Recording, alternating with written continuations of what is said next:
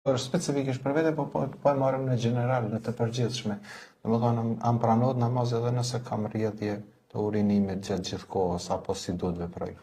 Po, kjo quhet sahibul uzr, domethënë rrjedhje vazhdueshme. Kjo është ille, është smundje. Normalisht që Zoti i fal njerëzit që janë smur, ata nuk e bojnë me qëllim axha. Është një ajet kuranor që thotë o Zot na fal kur ne harrojmë, kur ne gabojmë. Po ashtu Allahu i fal ata të cilët i ka sprovuar me smundje të ndryshme. Ulemaja xhumhuri, ixhmaja në përgjithësi kanë thonë se duhet me marr avdes inda kulli salat, pra para çdo namazi, merr avdes, e lan atë pjesën që rrjedh, merr avdes aty vazhdo namazin. Tani çka bëhet aty, a bëhet kiameti, as bëhet. A kupton është muhabet që është i kap të gjithë njerëzit, ai që kanë këtë problem.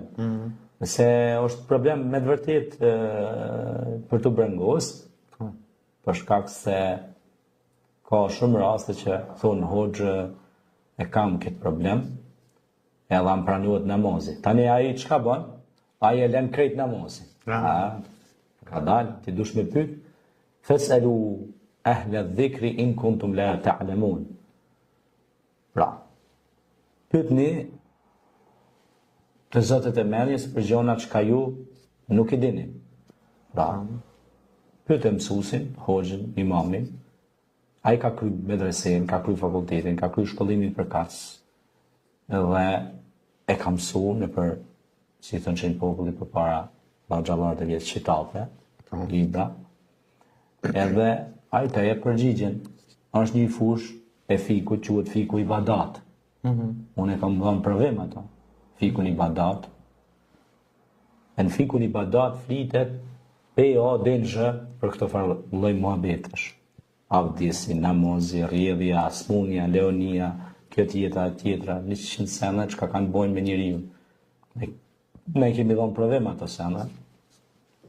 E kështu që aty ne e kemi mësuar që quhet sahibul uzr. Pra ky njeri e lan atë pjesë trupit, merr avdes, fal namazin edhe le të flen vështirë. Pra, kjo është përgjithëse Zoti na falte na